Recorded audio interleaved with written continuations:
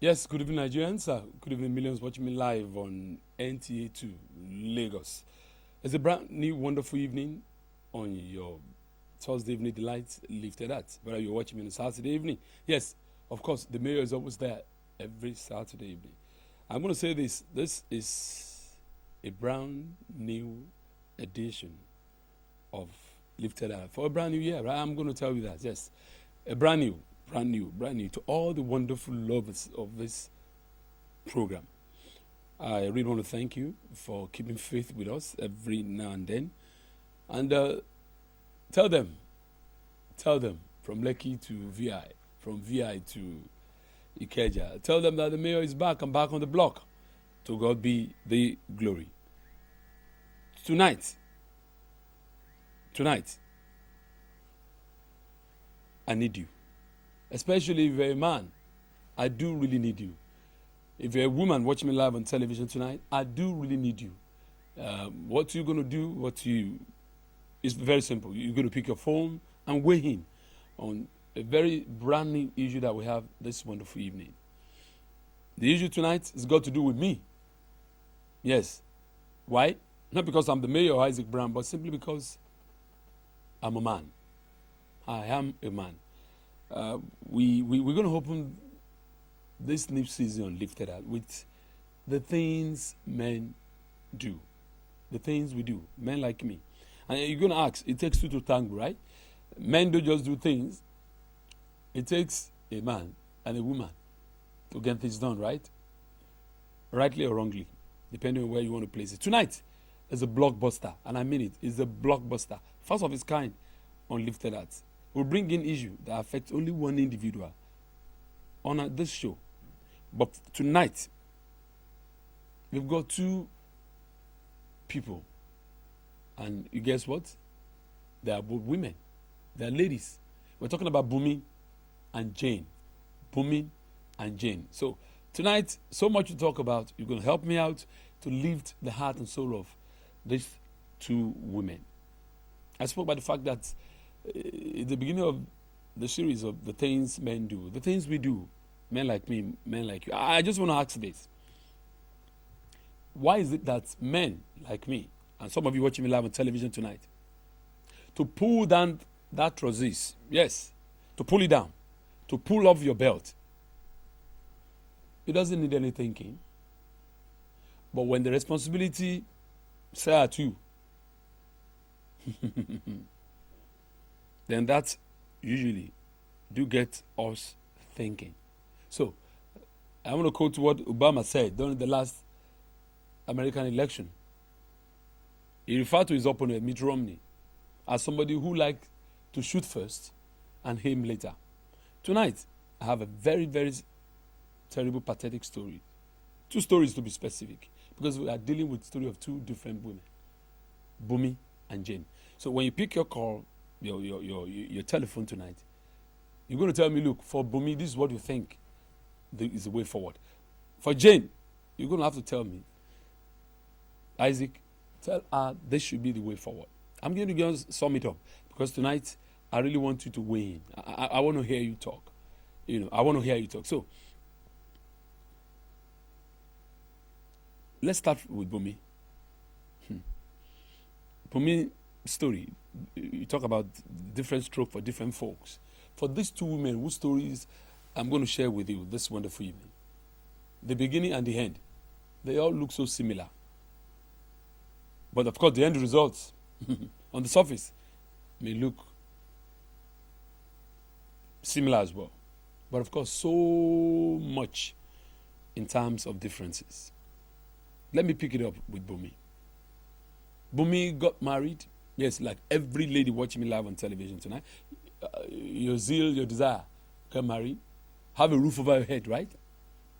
And have kids, right? That's what we all desire. Bumi got married to a man she believes she loves. And she gave the marriage all she had.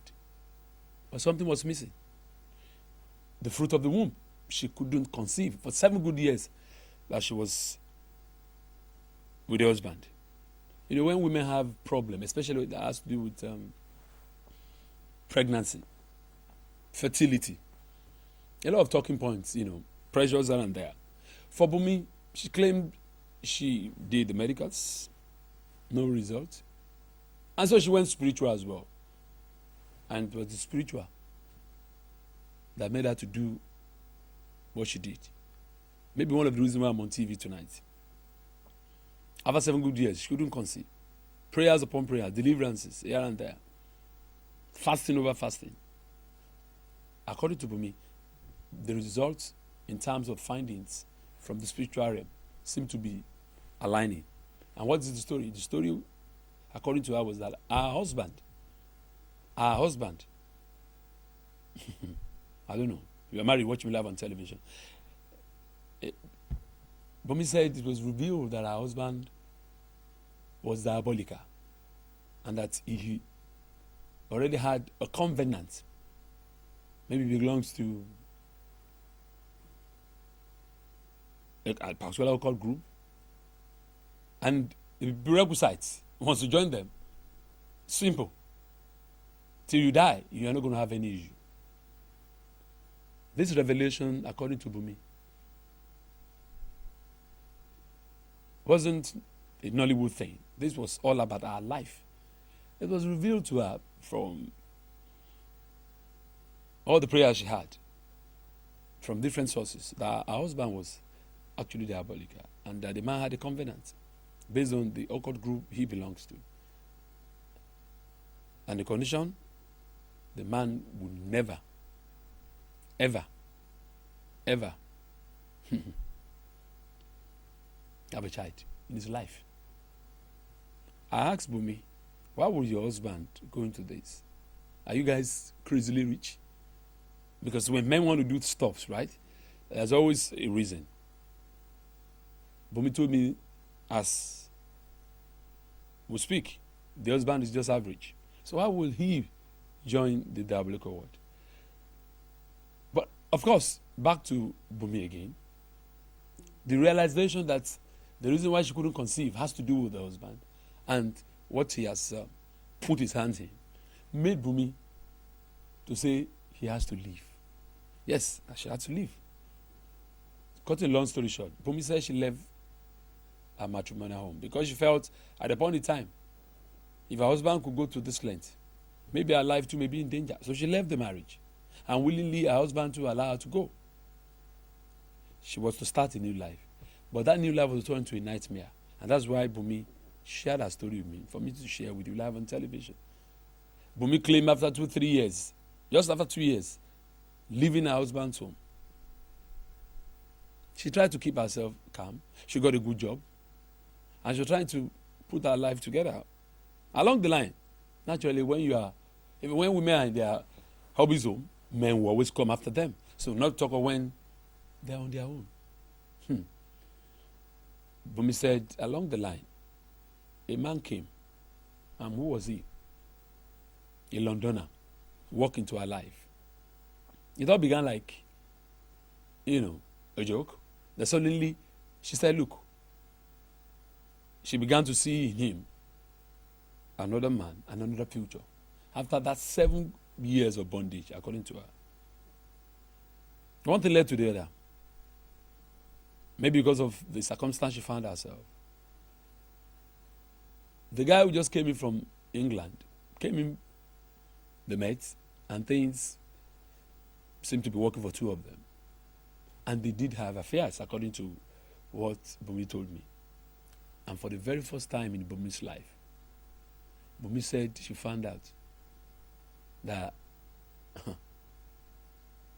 a period, she missed it for the first time in her life with this new guy, the London guy. But of course, shortly after that, she was going to erupt into, joy. But the London guy had to return back to England. She wasn't really bothered because she knew for being in a marriage for 7 years, no issue. And meeting a guy with less than 3 months who succeeded in putting her in a family way, she felt God probably has used this guy, more of an angel, right, to open her womb. So why would Bumi ask me to share her story on TV tonight? The story hasn't stopped there. The London guy returned back to England. And Bumi said she continued to reach out to him, brief him about the fact that the state of the pregnancy. But Bumi said she was shocked. Because one, the guy told her on phone that he wasn't ready to settle down with anybody. And he wasn't even ready to become a father yet. And encouraged her to go ahead and terminate that pregnancy. For a lady who never had you, who was in a marriage for 7 good years. Now something has happened for the first time, missing her period. Confirmed that she's pregnant. Now the man that she was hoping was supposed to be an angel was the same man who's now encouraging her to go ahead and terminate her pregnancy. And he was not even ready for any parenting. He wasn't ready for any marriage. Bumi said she was shattered. But she had to console herself with the fact that for the very first time in her life, she has the potential of giving birth. So she felt her former husband must have been the problem, confirming the diabolical story. Until she gave birth, Bumi told me the London guy, Kunle, didn't even get back to her. Attempt to even ask him to send name down for the new boy. Prove abortive. Because Kunle wouldn't pick his call again. More than 2 years on. Kunle returned again back to Nigeria. Bumi has agreed to live her life. She's working comfortably, taking good care of her baby. And something happened. Kunle came back. And the story had it from what Bumi shared with me. That Kunle was in town, right? Around Christmas as usual. He didn't even bother to call on her. To even check after the result of their fling 2 years back. He never cared. But suddenly, New Year, Kunle came knocking on Bumi's door. What was the story according to Bumi? Such a little land that Kunle was denied visa. He couldn't travel back again to England. Reasons nobody knows. He tried and tried for months. It never worked. Bumi is doing well, like I told you earlier.